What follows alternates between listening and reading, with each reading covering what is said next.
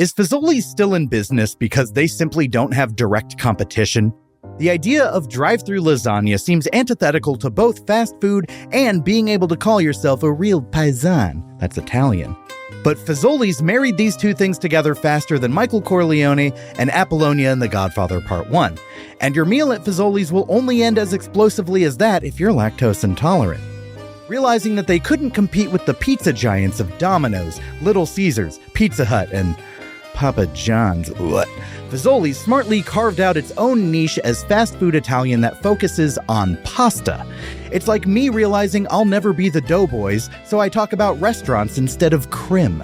But just like me, Fazoli's is hanging in there at almost 200 locations, and while they may not be as big as their peak, they're still attempting stunts to get noticed. From a breadstick truck for a kids' charity to a goofily named fictional doctor spokesperson, Fazoli's wants you to know that they're around in 2026, and damn it, they're better than Olive Garden. This week on the show, I'll dunk my breadstick of knowledge directly into your marinara ramekin of curiosity so that you too may know everything I've learned about Fazoli's.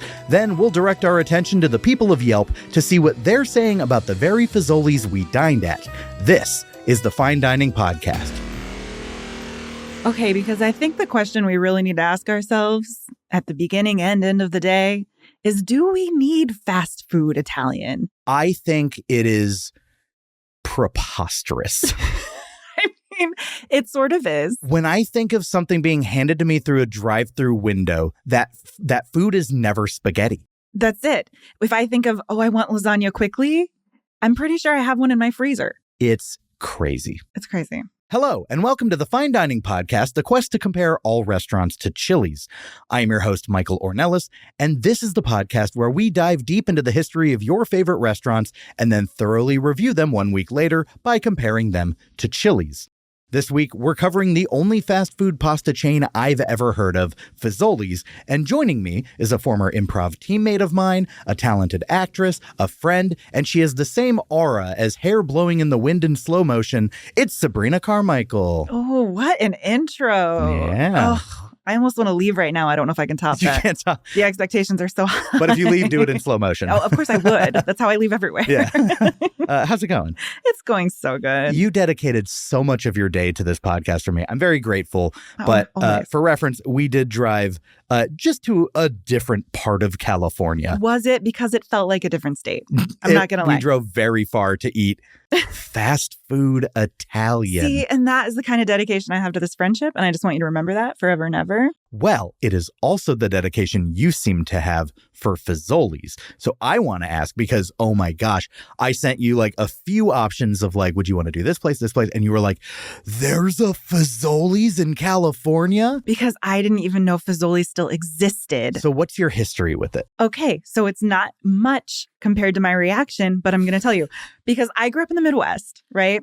By the way, I'm going to scream if your reaction is just, I drove by it a lot and was always curious. No, in fact, quite the opposite. Okay. Because where I live is called Huntington, Indiana. It's a very small town, and it's essentially a suburb of a city called Fort Wayne that people might actually know. But to us, going to Fort Wayne was like how we would feel about going to Europe. It was like, Fort Wayne. We're going to make a trek into Fort Wayne. I don't know why it felt like such an epic journey. I do remember I, after college, backpacked through Fort Wayne to find myself. Yeah, as most people do. You stayed in the Fort Wayne hostels. You saw the great museums. Yeah. It's a common tourist destination for young people. But at the time, to us, it was such a huge deal. So any restaurant, including Fazoli's, which we had many. Like kind of restaurant in quotes. Exactly. Yeah. I think I tried to say that with the tone of my voice had quotations in it. I'm pretty sure. I saw them. But there were the fun commercials when I was a kid, and it would be like, Fazoli's is like, what a fun place to be. It might as well be Discovery Zone or Chuck E. Cheese. It looked so exciting. I think when you mentioned it, I was like, Fazoli's, what a huge part of my childhood. Uh-huh. I think dreaming of Fazoli's was a huge part of my childhood. And when we walked in, I actually realized I'm not even sure if I've ever been there. I think maybe once, but I don't know if I remember it properly. I am aghast. I also feel aghast.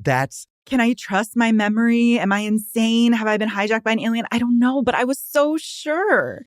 That's so funny to me. I know. Yeah, my history with this place was non-existent. I didn't know it existed until doing this podcast and just looking at different categories of fast foods and restaurants. You grew up with basically no dreams, I guess. Correct. Okay, yeah. I understand. Yeah. I still have none. No aspirations because I lacked a Fazoli's or even the commercials of Fazoli's. Yeah.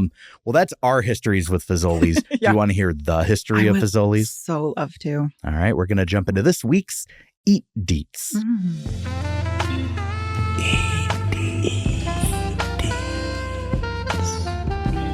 Eatery details. Jericho, the Lexington-based parent company of Long John Silver's, opened their original Italian fast food restaurant in 1988 under the name Gratzi's.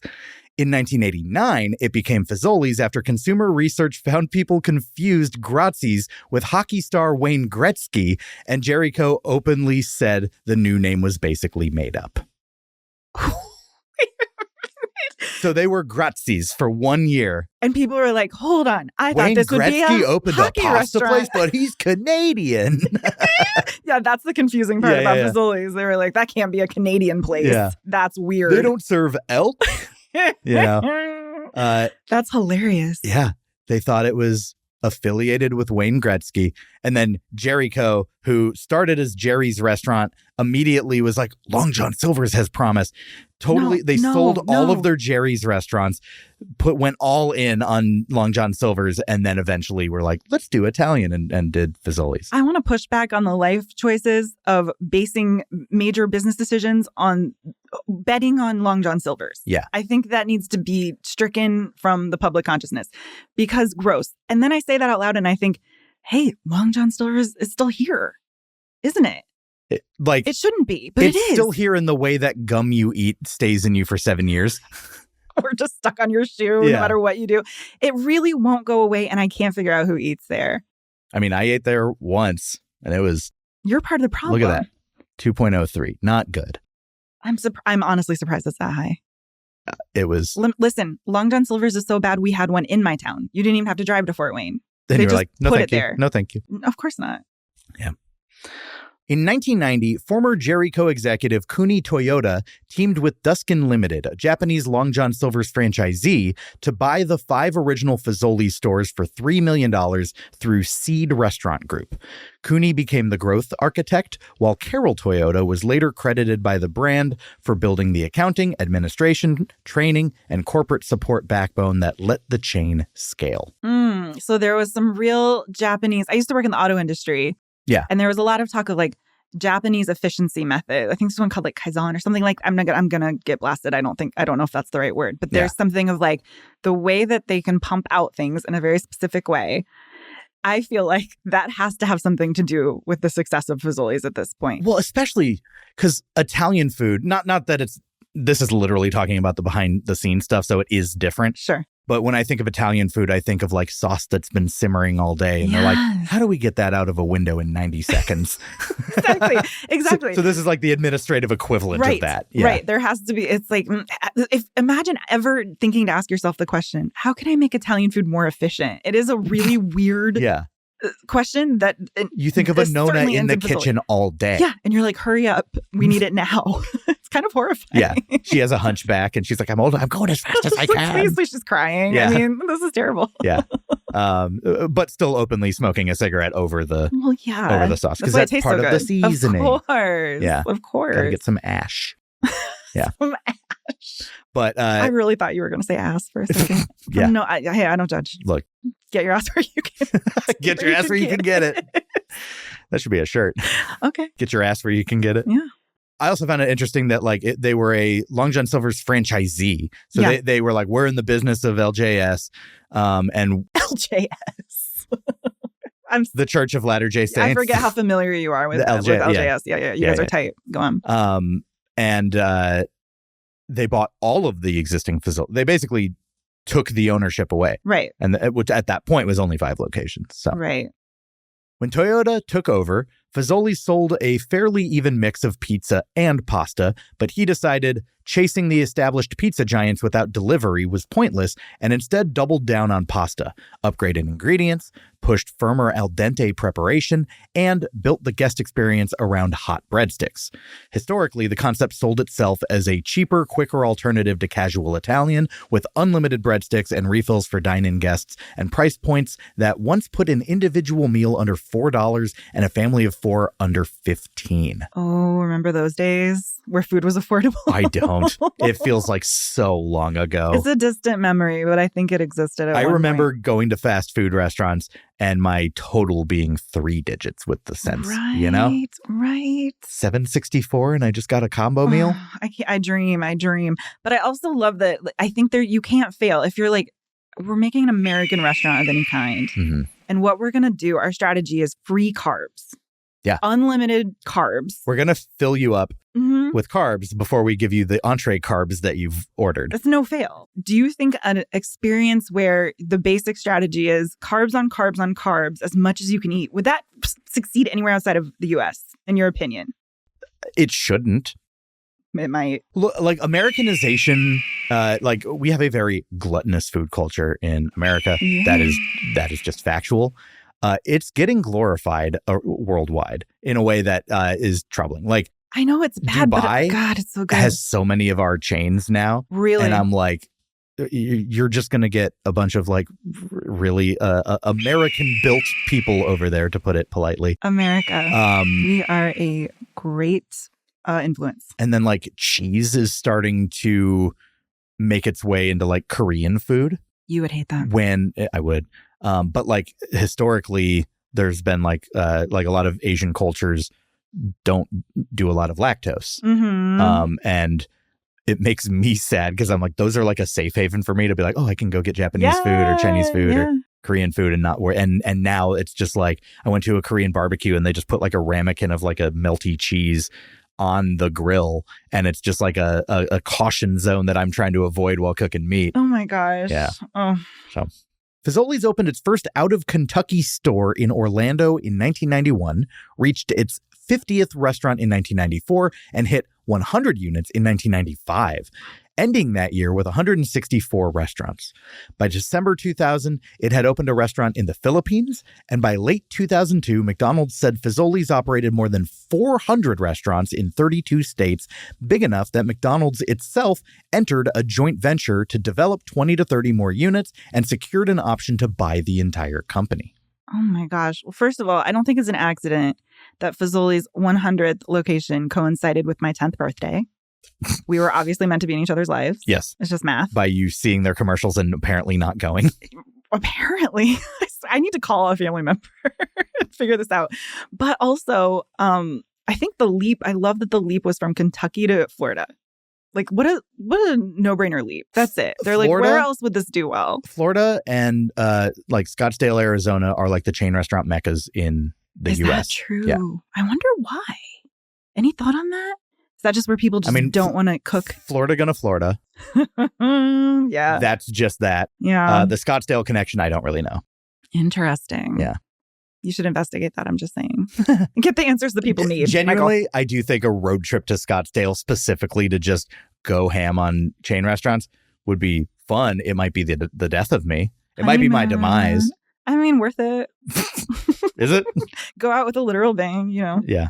By a pop. Go out with a pop. Yeah. Aw.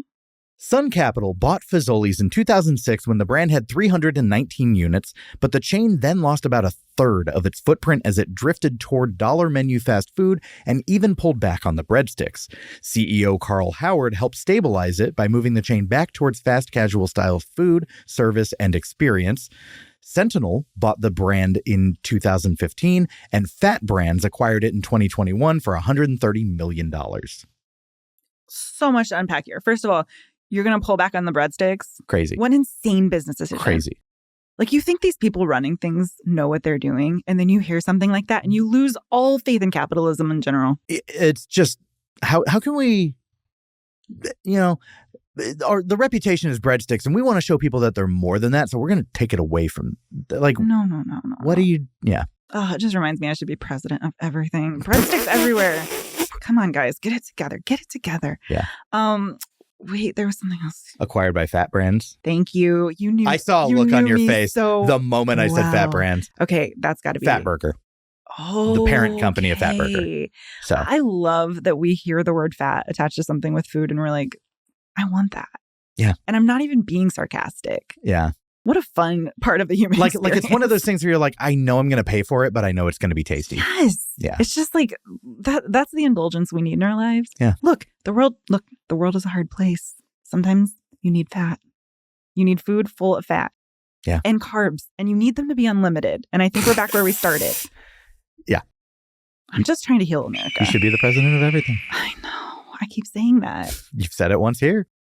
Isn't that enough? And it will not be the first time. You will say it again. You'll drop it again. I know. I'm just trusting your audience to do whatever needs done. I don't know how it works exactly, but people at home, please mobilize. If we could get me in office immediately, you'll be so well fed. I promise everyone free, unlimited breadsticks, and I will never go back on that promise. Fazoli's most memorable marketing pushes were value and breadstick-centric stunts, such as the 2012 Breadstick Tour, which supported the Feed the Children charity by introducing the Breadstick Express, a customized food truck with onboard ovens capable of baking hundreds of their garlic breadsticks at a time. In 2018, the Infinite Pasta Pass sold 8 weeks of all-you-can-eat pasta for $50, and newer campaigns have leaned into National Breadstick Day and the oddball Dr. Zagna character. In other words, the brand's big creative swings were mostly about making cheap pasta and garlic bread feel like an event. Okay, what is this doctor treating? I think it's just, I have authority. I did 10 years of school. To tell us to eat more lasagna? Less lasagna? Basically. I'm Dr. Zagna, and Fazoli's has this deal going on. And, it's one of those... I love him. I watched one commercial of Dr. Zagna, yes. And it was just like constant motion. It was like one of those like walk with me, like kind of... Like Aaron Sorkin? Yeah. It was just like a very movement heavy commercial. And it was making me like, I don't want to move that much after eating your food. Okay. I'm picturing like the Six Flags guy for some reason. Like Dr. Zagna sounds really spastic to me. This is kind of like a hot doc. Oh. Yeah. They went with like a good looking, handsome, mid-40s, salt and pepper, bearded. It's good marketing. This is why they're winning. Are they winning? I think so. There's one in California. Okay, that's true. I don't know if that's true. But do you know how many there are in the Midwest? You don't get to the Midwest enough. And I say that as someone who doesn't necessarily recommend it. But I think you're missing out on a lot of things that you enjoy. Hey, my highest ranked fast food chain is out of the Midwest. Which one? Portillo's. Okay, I've never been to Portillo's. I'm not even a good Midwesterner. But you remember the commercials. But I remember the commercials, and I felt like I went this one time, but we didn't ever drive in. No, I also love how you made me look like it's okay to swear in here, right? Or is it not? Yeah. Okay. You made me look like a real asshole because you were like the breadstick tour or whatever. And I'm like, what a dumb thing. And then you're like, to feed the children. And I'm like, I literally felt your vibe. Like, no, that's check. Great. Yeah. No, I'm so glad they did that. That's what I meant by that laugh. Vibe check. Is that the right term? I felt your shift in energy of you were laughing and you're like. I felt like you set me up for it. It's like you laughed in church. You were like, oh, I guess you like starving children. Yeah. Oh, everybody, did you notice? Oh, what a stupid thing. Oh, it was for a good cause. I guess that sounds great, actually. Yeah. Let me talk to the doctor about it. But the idea of the Breadstick Express, if there is one vehicle that I could rent and drive around. It wouldn't be the Wienermobile. It wouldn't be the Wienermobile. It wouldn't be like a nice sports car. Sure. I think it would be something that says the Breadstick Express. One, because that guy sounds like he fucks. The Breadstick Express. Are you kidding me? He pulls. But also just... He's dipping it everywhere. He's got the whole They got fight. so many sauces for him. Yeah, but also just the Breadstick Express. The smell in there, warm baking garlic bread is like a top 3 smell for me. It's like that, fresh linen, and cookies fresh out the oven. Okay. Not the cookies we had today. Well, those were not out of an oven anytime recently. I mean, at some point, I assume someone baked them. But then they were placed in plastic and their sole removed. Oh, poor cookies. In 2015, Fazoli's issued a survey to customers asking, if not us, then where, and found the customers had shifted from McDonald's to Olive Garden and Panera, which suggests consumers were finally seeing it as something better than bargain bin fast food. But the novelty never fully disappeared. Dallas Morning News still framed Fazoli's as unusually singular because it lets you buy salad, lasagna, and cheesecake through a drive-thru. But basically the idea that customers see it in a tier with Panera and Olive Garden over McDonald's, that's not a bad sign. I agree with that. Yeah. Do you? I mean, I feel like it was definitely a step above fast food. The food on our plate was above what I expect from a McDonald's. But if you take the food out of everything we did today, we walked in, we were given a plastic tray. We went and sat in like a booth table that... But they brought the food.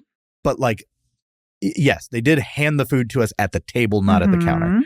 But everything else, like the interior, was more akin to the interior of that Long John Silver's I went to than a recreation of Tuscany that they go for in an Olive Garden. That's true. That's true. The ambiance was a little... It was fast food. Not so high end. Yeah. But even at Panera Bread or somewhere like that, which, you know, kind of RIP Panera at this point, but you get the buzzer. You still have to go up and get it yourself. I was fully not expecting to be served, which I basically felt like I was in a Michelin star restaurant at that point. Your life might be sad if this felt like a Michelin experience for you. Is it not exactly like that?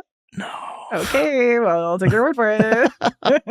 Oh, no. Oh, no. You hate telling someone that, like, hey, oh my gosh, your reality should be better. No, I've been to really nice places. I've been to Jersey Mike's. Okay. So you have eaten Michelin food. I've been to Chipotle. You have eaten Michelin. Well, okay, I'm a foodie. Thank you. No. And that'll do it for this week's Eat Deets. Ooh. Fine dining. Sabrina, yes, we both know that with the opinions you hold, your cancellation is imminent. Yes. Well, I'm here to help expedite the process with my next segment, The Heat Lamp. Baby, set you under my heat lamp, my heat lamp. Heat lamp. Give you my hottest steaks. Controversial but never fake. Get nasty under my heat lamp. Heat lamp. So hot right now. Oh. Sabrina, the heat is on. What is your restaurant hot take? You want to know my restaurant hot take? Yeah. I'm going to tell you right now. If you go to a buffet without a buffet strategy, you are wasting your time. You're wasting everyone else's time. You're wasting America's time. Get out of there. Get it together before you come back. That's my hot take. You mean like you need to have an approach of what you want to build on your plate? Don't go. How many plates? Yeah, it's every aspect of it. Listen, if you're in a buffet line and you're just putting random stuff on your plate, first of all, don't go in there and fill up on bread. This isn't Fazoli's. This isn't Olive Garden. What are you doing? Yeah. You take a lap. You find out what's great here, right? Uh-huh. You're figuring out what's high end. What do I need to try one? What are they running out of quickly? Yes. Is there a guy cutting meat off of a thing? I'm not a meat eater. I don't know the terms, but that always looks impressive. You probably want a carving station of some kind. Are there high end ingredients that I need to check out? You're not going to sit. First of all, this isn't course one at some sit down restaurant. You're not getting a salad. I don't want to see you putting together a salad. I think a salad is the biggest waste at a buffet. You can have it at a certain point. And it is if you have eaten too many fatty things in a row and you need to clear space for the next round. That's crazy. Adding more food does not clear space. Roughage has its place. You don't make a big salad. You don't fill it up with protein. I don't want to see chickpeas on that salad. Look, fiber doesn't make you shit immediately. I don't think you're eating fiber right. I have a very efficient digestive system. It helps. It's also the fact that just sometimes your stomach just needs something different to tell it like, it's okay. We're okay. Yeah. Here's some lettuce, buddy. Hey, yeah. Calm down. Yes. Shh. Yeah. It's all good. Yeah. But here's the other thing. You have to do that lap first because you have the strategy that starts with making a specific strategy. Okay. This is multi-layered. So what are the steps? Okay. So step one, you pay, you enter, you find your seat, you get a drink, nothing too filling. Yeah. Don't get a milkshake. Also, honestly, drinking at these things is kind of a noob move. It's not, if you're drinking alcohol, you're filling up on stuff that isn't delicious. Let's just be honest. That's so funny to me. It's not great. When I see people drinking like the unlimited beer or something, I'm like, you are so dumb. You're falling for it. I literally just had a guest say you should not drink anything until a meal is over. And I'm okay, like, that's a little crazy. okay, thank you. Thank you. That's Because a bit I've never much. heard anyone say that. And then No. now you're like, don't do like I don't endorse carby that. drinks. Like the stuff that's carbonated that fills you up. Look, if you have to have a soda, I'm not judging you. I'm never judging your choices. I'm just saying you're filling up space in your stomach that could go to like sushi or like right. the best pasta you've ever seen. Uh-huh. It's never the best pasta you've No, ever it's seen. not. And look, you have to adapt this. If you're going to a cheap buffet, there's a strategy there. If you're going to an expensive buffet, there's a strategy there. If you say so. Live a little. I think a cheap buffet is just like, why bother? You know, I think a good buffet is excellent. okay, I'm not going to argue with you because you're not wrong. And still, I'm going to a cheap buffet. Like a cheap buffet is like, hey, do you want a bad version of all the foods? Well, it's just like, don't you want food poisoning every once in a while? Like, just like, just clear out your system. It's not like everyone rebooting the has computer. roughage that quickly. Clear them out. That's Some it. people need a cheap buffet. That's it. Sometimes you just need to like clear it all out, Yeah. start fresh. I get that. But also like, I'm kind of an undecided person. So it's really hard for me when I sit down at a restaurant and I have to order one meal. It's like, it's torture, essentially. Oh. So I like to go somewhere where I can have a little bit. And here's the other thing. At any buffet, I don't care how much it costs. If you want to try something, you might feel like you have to put a whole serving on your plate. You don't. You can put one bite on it. No. And that is what I have learned at buffets. Mhm. Portion. That's it. You can always go back for more, my friend. Yeah. But you're going to start to psychologically feel guilty if you're leaving a bunch of stuff on your plates and you're going to be like, maybe I'm not hungry anymore. You're still hungry. Right. Chill out. Yeah. It's okay. I'm the opposite in terms of like indecisiveness. I go to a restaurant knowing what I'm going to order already because that's the thing drawing me there. I'm like, oh, I want to go to Outback for the bloomin' onion and their burger. Okay. That's the life. I don't need to look at the menu. I know what I'm getting. And like, sure, if I went to Outback like yesterday and then 2 days from now someone's like, hey, do you want to go to Outback? I'm probably not going to order the same thing. And that's when I'm like, let's explore deeper into the menu. But if I'm only going once every few months, yeah, you know what I you know want. what I want because it's not a craving for that place. It's a craving for that thing at that place. Interesting. For me. You're making a plan to go out to eat because you want something. Yes. Whereas I find myself going out to eat in a social situation often, and then I have to choose what to eat. And that happens a lot with restaurants I'm unfamiliar with because I'll be with a group of friends that are like, hey, let's go eat after this. Yeah. I don't have a say over where it is or they've already decided or whatever. And then we end up somewhere and then I have to browse the menu and figure out what I want. Do you get panicked in those situations? No, not really. Me either. That'd be weird. That'd be really emotionally unstable of me. Are you crying? No. Are you crying? Is No, that I'm fine. like both eyes Can have we a tear? take a break so I can call my therapist really quick? Yeah. No, it is. It's hard. And I don't even eat meat. So you would think I would have limited options. But everything I love food. I love food. I love not having to cook food. I love not having to clean up my own food. I'm so excited to be there.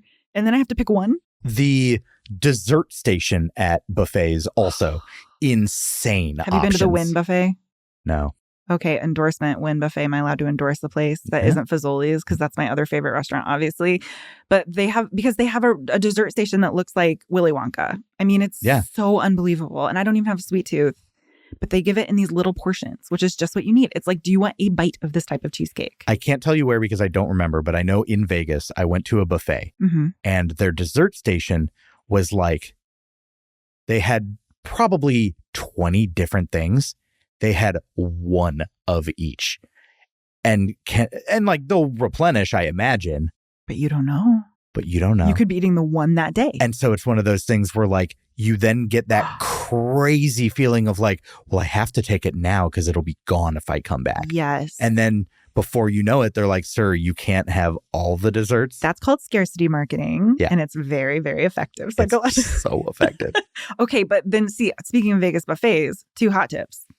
If you eat crab legs, I have learned that eating a course of crab legs between every other course, somehow it's like eating sorbet before the next thing. It primes you. You're like, it's so much work for tiny little bits of food. Yeah. And then you're like, yeah, I could eat a whole pizza right now after that. So I highly recommend trying that. Yes. Yeah, very good. And then if you partake in very legal gummies that make you hungry and make food taste really good, check it out once. It's an experience. All You right. might be there 5 or 6 hours. I would guess from not ever having done that myself. Well, thank you for swimming in a pool of controversy. You navigated it well. Vote for me for president. Of everything. It is now time to turn our attention to other people and hear what they thought about the Fazolis that we ate at in this week's Yelp from Strangers. We need a little yelp, a little yelp, a little yelp from strangers. A 1-star, 2-star, 3-star, 4 or 5. So get a little yelp, a little yelp, a little yelp from strangers. A little yelp, a little yelp. Give us those complaints while you literally whine and die. Yelp! This is Yelp from Strangers, our segment where we turn to Yelp and read out our favorite 1, 2, 3, 4, and 5-star Yelp reviews. Improv. Of the very Fazolis that we went to. Do you mind if I start with the first one? I would love that. 3-star review. This is a 3-star review from Christiana S. from Mount Vernon, San Bernardino, California, June 19th, 2019. I would give it more stars, but the customer service sucks here. A girl named Olivia T. took our order and wasn't paying any attention to what I was saying and ignoring me, and my boyfriend bought a beer and she didn't check his ID and simply said, he looks old anyways. Okay, first of all, holy Old in run-on all sentence. caps. Okay, this is too... She's This is naming Yelp. and shaming? Naming and shaming. And who comes on Yelp to write a 3-star review? Don't we all go on there to write 5 or 1? She's like middle. I want So, everyone to know it's okay. Absolutely a true sentiment. I saw recently, very crazy, someone whose Yelp history was they have only ever written 1 review was a 3-star review. Someone signed up for Yelp to write a middle of the road To be review. like, it's fine. Yeah, very funny. Anyways, yes, this person really wanted to put Olivia T on blast, but didn't want to drag the whole restaurant down. Okay, I mean, look, fair enough. I have some respect for that, honestly, to Yeah. be like, look, it's just Olivia. That's the problem. I will say, I don't trust 1 and 5-star reviews because those people are living in their emotions. That's true. So. And those are the only kind of reviews I leave. Yeah. Oh, is that true? I live in my emotions full time. That's fair. Anyways, he looks old anyways. That is so rude and disrespectful, not to mention if you're not checking ID, you're basically giving out alcohol illegally. So She's trying to get Olivia arrested. she's trying to get her arrested. Oh. Also, every instance of your is spelled Y-O-U-R regardless of function. Perfect. Of course it is. Yeah. So I would work more on your staff for a better ratings. Olivia T, in all caps, Of course. can only wear so much makeup on her face to disguise how ugly her personality is. Oh my God. It's not cute at the register. Okay, Real Housewives of middling restaurants. Of First of all, Norco. calm down. Second of all, you just said 1 and 5-star people are in their emotions, but I'm hearing a lot of caps in this 3-star review. All caps. That's an emotional move. Yes, I'm not saying this person is not emotional. I'm just saying they really love pasta. Which is an emotion. Which is Deep an pasta emotion. love. That's a Yeah, place yeah, to be. Yeah. That's a place that... There's joy, really love pasta, bliss. Yeah. Yeah. Orgasm, I guess, probably. Yeah. Is that an emotion? I think so. Yeah. Scared, Yeah. fear. Mhm. Yeah. Yeah. The same. Scared and fear. So- Anxious. Are you comparing these to orgasms, or there's a lot to unpack there? Yeah. I think we'll do that off mic. I love everything about that review. Just like you're wearing like we're getting so catty. It's so petty. Yeah. It's so and probably this poor Olivia girl. I mean, probably young, right? Probably young. Like this is horrific. Actually, this is bullying. But also, is this he cyberbullying? looks old anyways. He looks old That is anyway. funny. I think that's hysterical. That is funny. 5-star review. Okay, so I have here a review from Kevin M., Los Angeles, California. I'm familiar with the area, and this is a 5-star review. Yeah. So this is the kind of review I like to write. I like to give people props. Visited this Fazoli's on Monday, 5/6, on the way to the airport. I love that he includes the story of what he's doing with his life. My daughter carried her stuffed animal, Lammy, aka Lamb, into the restaurant. Kids very on the nose with their naming of their stuffies. Yes, and I love that there's 2 names included here. Yeah. We needed to know the given birth name. We need to know the legal name. Yeah. What's on the paperwork Yes. and then what's like the nickname that... Exactly. So thank goodness we have that information. She's had him since she was born. They have a drive-through, but this was her first time at Fazoli's, so she wanted to explore it inside. Relatable. We went inside, and it was a clean and welcoming environment, so she went exploring with Lammy while we placed our order. Lammy's having an adventure. Lammy is the star of a children's book right now. Lammy's first Fazoli's is this book. It's happening right now. Lammy's living the life I dreamed of as a child, actually. Literally. We ordered spaghetti with marinara sauce to go. So not hanging out too long. We got the order quick. Wait, yeah. She wanted to go inside, but it's still a to-go order. She just wanted to see funny. the inside. Yeah. They didn't want to hang out. Yeah. Which we understand. I get it. We got the order quickly and we were out the door. On the way to the airport, she inhaled it. I hope they say where they're flying because he really likes to talk about the airport. Also, spaghetti in the car. Yeah. The terrible parenting decision. Spaghetti in the car? Truly unhinged behavior. This whole thing is nuts. You're giving your child spaghetti. Okay. This guy sounds crazier than the one you just read, honestly. I'm a little nervous about him. Yeah. But I want you to know that she said it was her favorite spaghetti and she wanted some more. Wow. Doesn't say much about their cooking. We get to the airport, standing in line for security at the airport where they are. When she says, I don't have Lamby. Lamby? Yeah. I asked where he was. She said she left him in the car. What does that have to do with Fazoli's? Boom. I full sprint to the car to rescue Lammy. Lammy is not in the car. Oh my God. Well, we know where Lammy's adventure still is. I just told you how emotional I am and you give this to me to read. Oh my goodness. I told her, okay, you must have left him at Fazoli's then. She looks at me, her eyes filled with water, then bursts into tears, fearing she will never see her beloved Lamb again. Proper name use. High stakes. Yeah. I tell her I will call the restaurant once we get through security. Because again, they're at the airport, if you forgot. Okay. But wait. This guy is a creative writing major. Her Hello Kitty backpack is pulled to the side by security for additional inspection. This detail is so not needed. I'm nervous. What did my 7-year-old daughter pack? This sounds like a Reddit post that would be on that happened or whatever. Yeah. This is too dramatic. She's staring at the backpack, giggling. I'm scared. Am I going to jail? Kevin, no. They reach in and she pull accidentally put my gun in her backpack, Oops. I do think that the type of parent who's allowing spaghetti consumption in a car does just have like a loose gun. For sure. Yeah. This girl's taking a switchblade to school 100%. No, they reach in and pull out ellipses, build tension, a fidget spinner. They thoroughly inspect the fidget spinner, then give it back to her. None of this has to do with Fazoli's. What is a thorough inspection of a fidget spinner? You flick it once? Like, I assume they took it apart, put it back together. Yeah. Tasted it, put it in their mouth like they do with breast milk. I called Fazoli's and they have Lammy. Oh my gosh. I tell them I'm leaving for vacation, but we'll be back on Saturday. I asked if they would hold onto it for me until then. They said they will! ! On Saturday, after a long trip. What if he described his whole trip here? I feel like he did and he cut it out. We went back to Fazoli's and she was reunited with her Lammy. She was a happy girl. We, of course, ordered a spaghetti with marinara to go, which I assume they immediately took to the car to eat in the most intelligent way. We could not eat it in the store. No. We just wanted to say thank you to everyone there who took care of her lamb. The team there was amazing, and I really appreciate it. It would have been devastating to all of us to lose him. That could have been about 1/3 of the length. I think that could have been 5 sentences. It could have been 1 sentence, probably. But I also my daughter lost her lamb. I mean, I think it's nice and I think he should have done this review, but I also think it's not really a review of the restaurant, right? It's a review that they didn't, that they returned a toy. What I imagine is they're waiting to board and they're at the terminal and he's like, well, I have time to write a review. That's it. And he starts writing it.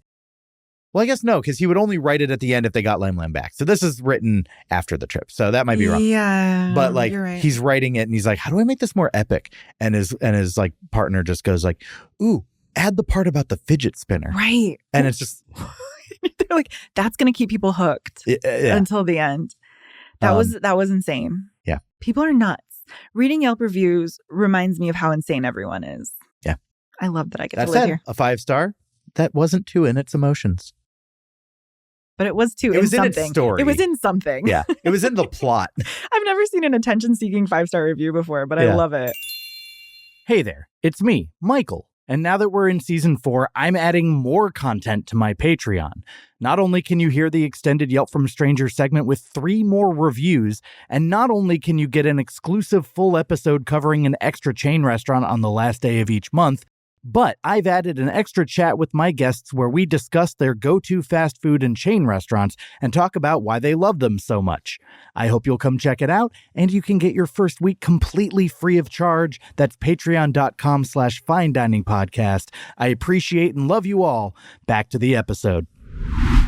And that's part one. Tune in next week as we tell you what we thought about our meal at Fazoli's. Sabrina, thanks so much for joining me. Thanks for having me. Best time ever. Tell people where they can find you on socials. You can find me at Brina, like as in S-A minus the S-A B-R-I-N-A, 7-Eleven on Instagram.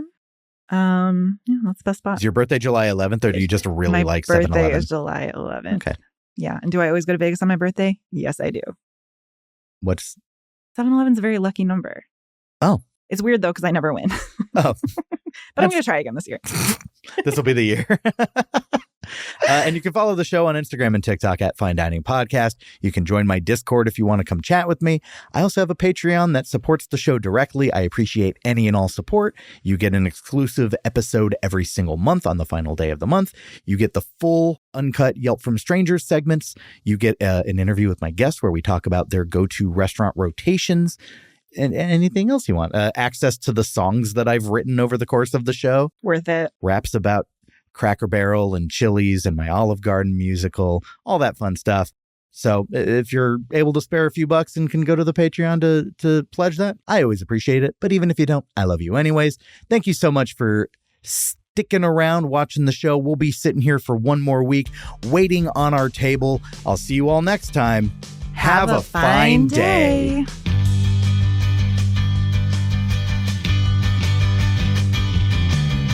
Waiting on our table, the step is done and we had some fun. Now we're waiting on our table, waiting on our table. Join us next time, we're stuck in line. Waiting on our table, waiting on our table. We're so hungry, tummy's grumbling. Waiting on our table, waiting on our table. We gotta continue our search for mediocrity.